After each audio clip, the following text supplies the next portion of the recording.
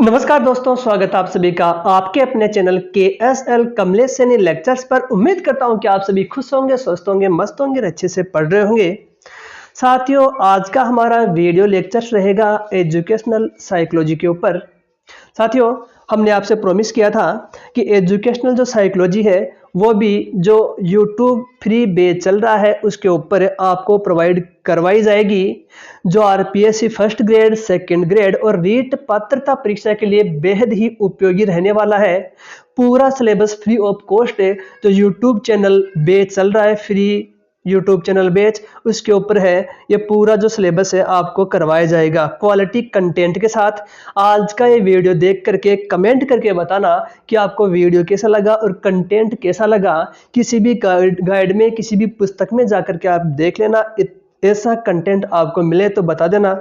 साथियों, कंटेंट में जो हमारी क्वालिटी है कंटेंट की, उसमें किसी प्रकार का जो है समझौता नहीं किया गया है। बेहतरीन कंटेंट आपके सामने प्रस्तुत कर रहा हूँ एजुकेशनल साइकोलॉजी एंड पेडागोजी का। तो साथियों, ये हमारा डेमो क्लास रहेगा। आपको यदि पसंद आएगी क्लास तो हम ये कारवा आगे बढ़ाएंगे एजुकेशनल साइकोलॉजी एंड पेडागोजी का, जो कि रीट पात्रता परीक्षा RPSC second grade, RPSC first grade और लैब असिस्टेंट के लिए है।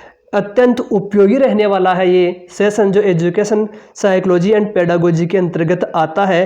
तो आज का हमारा जो टॉपिक है वह रहने वाला है व्यक्तित्व, पर्सनैलिटी। जो व्यक्तित्व है ये आज का हमारा टॉपिक रहने वाला है साथियों।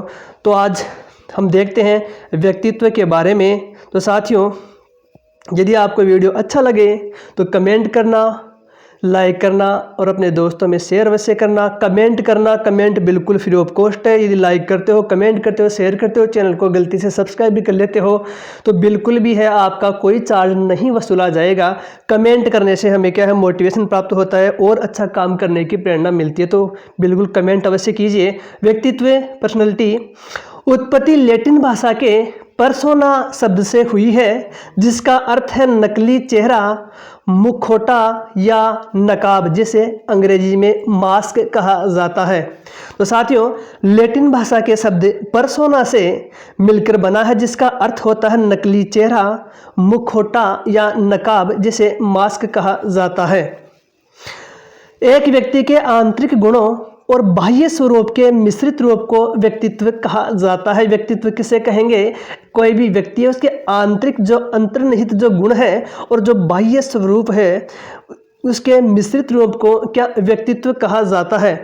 अतः एक व्यक्ति के व्यक्तित्व पर बाह्य कारक की अपेक्षा आंतरिक कारकों का प्रभाव अधिक होता है। कोई भी व्यक्ति है, उसके व्यक्तित्व के ऊपर क्या है, बाह्य कारकों की अपेक्षा आंतरिक जो कारक हैं उनका प्रभाव अधिक देखने को मिलता है।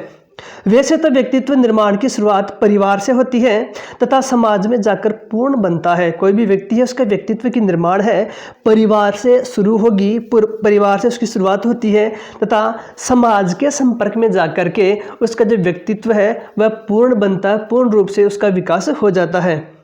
एक व्यक्ति के व्यक्तित्व पर जन्मजात कारक और वातावरणीय कारक दोनों का प्रभाव पड़ता है।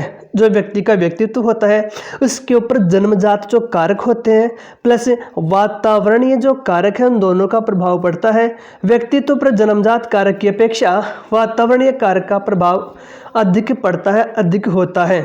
तो साथियों, सामान्य दृष्टिकोण के अनुसार जो व्यक्ति रूप, रंग, भाषा तथा वेशभूषा की दृष्टि से जितना अधिक प्रभावित करता है वह उतना ही अच्छा व्यक्तित्व माना जाता है। सामान्य दृष्टिकोण के अनुसार व्यक्तित्व क्या है कि जो व्यक्ति रूप, रंग, भाषा तथा वेशभूषा की दृष्टि से जितना अधिक प्रभावित करता है वह उतना ही अच्छा व्यक्तित्व माना जाता है। यह क्या है? सामान्य दृष्टिकोण। बात करते हैं दार्शनिक दृष्टिकोण की, तो जो व्यक्ति संपूर्णता का आदर्श है वह उतना ही अच्छा व्यक्तित्व है। संपूर्णता का जो आदर्श लिए हुए होता है वह उतना ही अच्छा व्यक्तित्व उसे माना जाता है। समाज शास्त्रीय दृष्टिकोण के अनुसार व्यक्तित्व उन गुणों का संगठन है जो समाज में उसका स्थान निर्धारित करते हैं।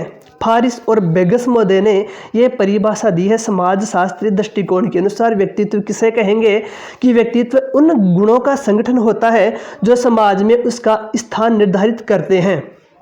बात कर लेते हैं मनोविश्लेषणात्मक दृष्टिकोण के अनुसार व्यक्तित्व क्या होता है।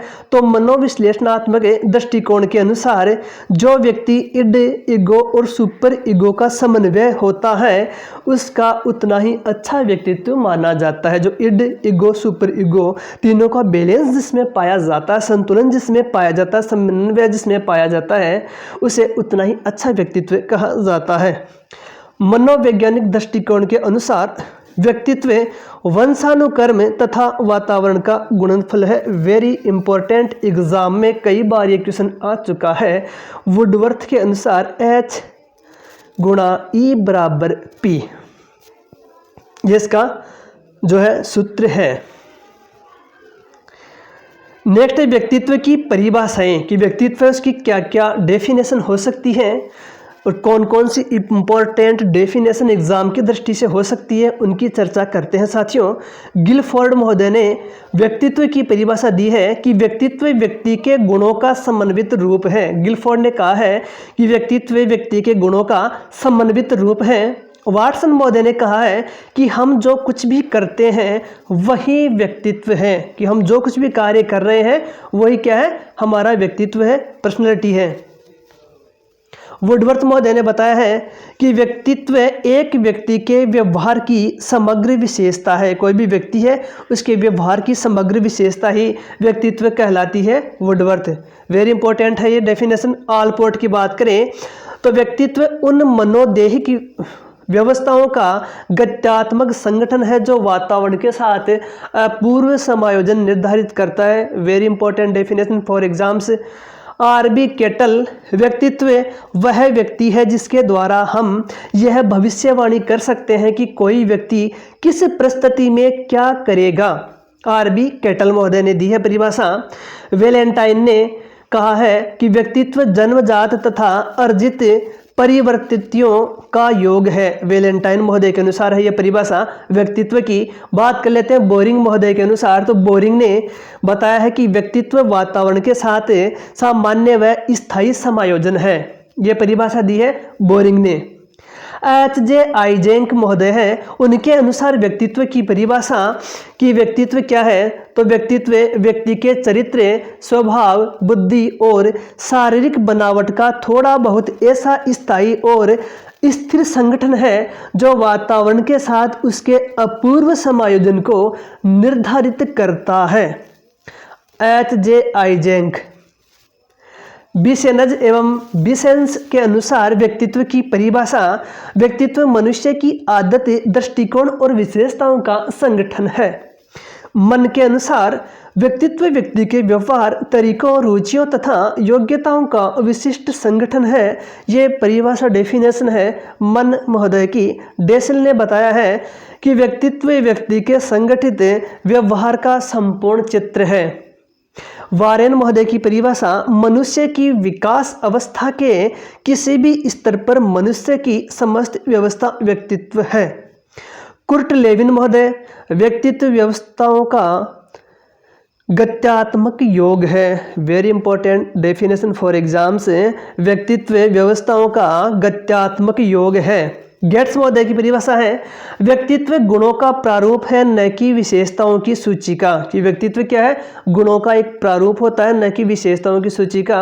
मॉर्टन प्रिंस ने बताया है कि व्यक्तित्व सभी जैविक जन्मजात प्रवृत्तियों, इच्छाओं, भूख एवं मूल प्रवृत्तियों का योग है। Morton Prince.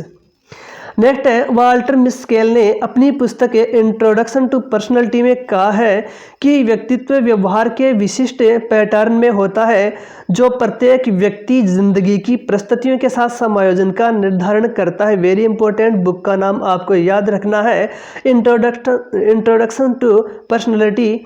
वाल्टर मिस्केल महोदय ने यह पुस्तक लिखी है। नेक्स्ट है इसमें व्यक्तित्व की विशेषताएं कि व्यक्तित्व की क्या विशेषताएं होती हैं। व्यक्तित्व की विशेषताओं का हम बात करें तो सबसे पहले आती है व्यक्तित्व अपूर्व और विशिष्ट होता है। जो व्यक्तित्व है, पर्सनैलिटी है किसी व्यक्ति की, वह यूनिक और स्पेसिफिक होती है। यूनिक, अपूर्व तथा स्पेसिफिक माना विशिष्ट होती है। नंबर 2, व्यक्तित्व आत्मचेतना, सेल्फ कॉन्शियसनेस है। व्यक्तित्व क्या है, आत्मचेतना माना कि स्वयं को जानना, आत्मचेतना मतलब स्वयं को जानना। तो आत्मचेतना एक प्रकार की व्यक्तित्व, एक प्रकार से क्या कह सकते हैं कि आत्मचेतना है, स्वयं को जानना ही क्या है, व्यक्तित्व है। जब व्यक्ति में आत्मचेतना जैसी वस्तु घर करने लगती है तभी से उसके व्यक्तित्व का अस्तित्व प्रकाश में आता है। भाटिया महोदय ने लिखा है कि हम कुत्ते को व्यक्तित्व से विभूषित नहीं करते और यहाँ तक कि एक छोटे बच्चे में भी आत्मचेतना या व्यक्तिगत परिचय का भाव उदय न होने पर व्यक्तित्व जैसी वस्तु नहीं होती है। अर्थात छोटे बालकों एवं पशु में आत्मचेतना का अभाव पाया जाता है। व्यक्तित्व का सीधा संबंध व्यक्तित्व की स्वयं के बारे में सोच तथा दूसरे की उसके बारे में सोच पर आधारित है। नंबर 3 जो विशेषता है, व्यक्तित्व जड़ नहीं बल्कि गतिशील और निरंतर परिवर्तित एवं परिमार्जित होने वाली वस्तु है। कि व्यक्तित्व जड़ नहीं है, एक गतिशील और निरंतर परिवर्तित होने वाली, परिमार्जित और अधिक शुद्ध होने वाली, परिष्कृत होने वाली वस्तु है। व्यक्तित्व स्थिर कभी नहीं होता है। अपने समायोजन के लिए जो कुछ भी आवश्यक होता है व्यक्ति का, व्यक्तित्व उसे वह सब कुछ देता है। व्यक्तित्व पर आंतरिक व बाह्य परिस्थितियों का प्रभाव भी पड़ता है। नेक्स्ट जो विशेषता है, सीखना और अनुभवों का अर्जन दोनों व्यक्तित्व के विकास में पूरी तरह से सहायक होते हैं। सीखने और अर्जन संबंधी प्रक्रिया के फलस्वरूप व्यक्तित्व का निर्माण होता है। नेक्स्ट विशेषता की हम बात करें साथियों तो उत्तम शारीरिक व मानसिक स्वास्थ्य। व्यक्तित्व की विशेषता क्या है कि उत्तम शारीरिक व मानसिक स्वास्थ्य। उत्तम शारीरिक व मानसिक स्वास्थ्य अच्छे व्यक्तित्व का परिचायक होता है। कि जिसका स्वास्थ्य उत्तम होता है, मानसिक स्वास्थ्य उत्तम होता है, उसका व्यक्तित्व भी उत्तम या अच्छा होता है। मानसिक एवं शारीरिक शक्तियों के संगठन को व्यक्तित्व कहा जाता है। मानव व्यवहार की सामान्यतया तथा व्यक्तित्व का संतुलित विकास शारीरिक संरचना की संपूर्णता पर निर्भर करता है। तर्क, चिंतन, संवेगों पर नियंत्रण एवं संतुलित व्यवहार के लिए अच्छा मानसिक स्वास्थ्य आवश्यक है। नेक्स्ट विशेषता के साथ यदि हम बात करें तो बुद्धि और व्यक्तित्व में परस्पर संबंध है। बुद्धि और व्यक्तित्व में क्या है, परस्पर संबंध पाया जाता है। एक व्यक्ति बुद्धिमान हो लेकिन वह अपनी बुद्धिमत्ता का अधिकतम उपयोग व्यक्तित्व विश्लेषण अथवा विविधता के कारण नहीं कर पाता है। नेक्स्ट विशेषता, व्यक्तित्व में व्यक्ति के बारे में सब कुछ निहित होता है। यह वह सब कुछ है जो एक व्यक्ति अपने पास रखता है। इसमें व्यवहार के तीनों पक्ष ज्ञानात्मक, क्रियात्मक व भावात्मक सम्मिलित होते हैं तथा इसका क्षेत्र केवल चेतन अवस्था में किए गए व्यवहार तक ही नहीं बल्कि अर्धचेतन और अचेतन व्यवहार तक फैला हुआ है। व्यक्तित्व कुछ दैहिक व्यवस्थाओं अथवा व्यवहार संबंधी विशेषताओं और क्रियाकलापों का संयुक्त संगठन है।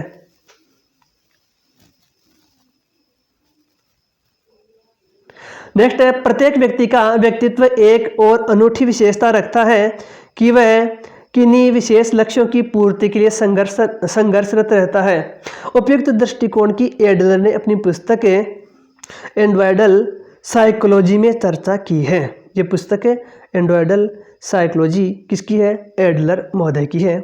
एडलर महोदय ने बताया है कि उनके अनुसार एक व्यक्ति जिस तरह अपनी समस्याओं को सुलझाता है और जीवन के जो भी उद्देश्य उसने निर्धारित किए हैं उनका भलीभांति अध्ययन करके ही उसके व्यक्तित्व के बारे में कुछ कहा जा सकता है। इस प्रकार के व्यक्तित्व को व्यक्ति के जीने का ढंग नाम देकर उन्होंने उसको बहुत ही सारगर्भित अर्थ देने की चेष्टा की है।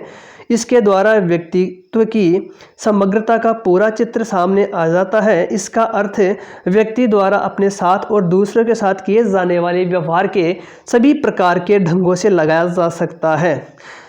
नेक्स्ट विशेषता है, जैविक तथा सामाजिक पक्ष व्यक्तित्व को प्रभावित करते हैं। नेक्स्ट है, दृढ़ इच्छा शक्ति व्यक्तित्व को प्रभावित करती है। व्यक्तित्व के आयाम कह सकते हैं तत्व कि व्यक्तित्व के कौन कौन से फैक्ट हैं, कौन कौन से तत्व हैं। पहला है शारीरिक तत्व।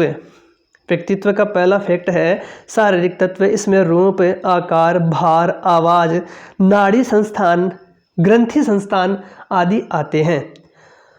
स्वस्थ व्यक्तित्व के लिए स्वस्थ शरीर का होना आवश्यक है, वेरी इंपॉर्टेंट। बौद्धिक तत्व की हम बात करें तो स्मृति, कल्पना, विचार, तर्क, निरीक्षण, निर्णय, ध्यान, बुद्धि व समायोजन की योग्यता।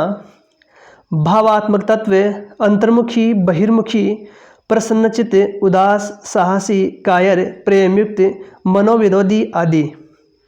सामाजिक तत्व सामाजिक व्यवहार, सामाजिक विचार, सामाजिक समायोजन, सामाजिक प्रभावशीलता, ये सामाजिक तत्व हैं के अंतर्गत आते हैं। संकल्पनात्मक तत्व इच्छा शक्ति, रुचियाँ, चरित्र व समायोजन की योग्यता आदि इसके अंतर्गत सम्मिलित किए जाते हैं। व्यक्तित्व की संरचना या उपागम व्यक्तियों के निश्चित समूह या वर्गों में रखने वाले सिद्धांत प्रारूप उपागम व्यक्ति के प्रेक्षित व्यवहार विशेषताओं को मापन करता है। इसमें क्रेचमर, सेल्डन, हिप्पोक्रेटस, युंग, फ्रीडमैन, रोजनमैन चरक संहिता के व्यक्तित्व प्रकार आते हैं। नंबर 2 है गुणों की संख्या ज्ञात करके व्यक्तित्व आंकने वाले सिद्धांत विशेषक उपागम विशिष्ट मनोवैज्ञानिक गुणों पर बल देता है। इसमें आलपोर्ट का विशेषक सिद्धांत, प्रमुख विशेषक, केंद्रीय विशेषक, गौण विशेषक, केटल का व्यक्तित्व कारक, 16 कारक वाला सिद्धांत, आइजेंक का सिद्धांत आते हैं। नेक्स्ट साथियों, विकासवादी दृष्टिकोण को अपनाने वाले सिद्धांत जिसे मनोगतिक उपागम कहा जाता है, इसमें फ्रायड का मनोविश्लेषणवाद उपागम आता है, वेरी इंपॉर्टेंट। नेक्स्ट साथियों, पश्च फ्रायडवादी उपागम नव विश्लेषणवाद जिसे कहा जाता है, जिन्होंने फ्रायड के साथ मिलकर काम किया। बाद में इन्होंने इसमें फ्रायड के तत्वों के स्थान पर सृजनात्मकता, क्षमता, सामाजिक कारकों आदि मानवीय गुणों पर बल दिया। इसमें निम्न सिद्धांत आते हैं। पश्च फ्रायडवादी उपागम में या कह सकते हैं नव विश्लेषणवादी उपागम में कौन कौन से सिद्धांत आते हैं। नंबर 1 है कार्ल युंग, विश्लेषणात्मक मनोविज्ञान यह मानता है कि व्यक्तित्व में प्रतिस्पर्धी शक्तियां व संरचनाएं कार्य करती हैं। सामूहिक अचेतन पर बल युंग ने mother archetype, father archetype, hero archetype, anima, animus shadow का प्रयोग किया है, कार्ल युंग। नेक्स्ट हम बात करें केरेन हार्नी, आशावादी भी इन्हें कहा जाता है। यह है फ्रायड की अनुयायी थी।